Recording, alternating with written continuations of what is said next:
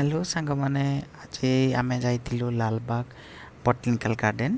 प्रथमे व्हाइट फील्ड रु मैजेस्टिक मैजेस्टिक रु लालबाग गलु by metro 55 rupees per head आसला।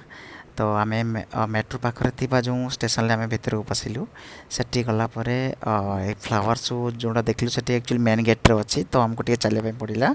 मेन गेट गलापर से आम देखलु फ्लावर शो बहुत सुंदर फ्लावर शो होती। तापर आम सब स्टल बुलिलु स्टल बुलला आम जाई देखिलु एक्वेरियम रे पर हेड 100 टଙ୍କା लेखा थिला। बाकी छोट टिके एक्वेरियम टा बट भल थिला किछि मंद माने खराब नुह। बड़ बड़ माछ भी अच्छी।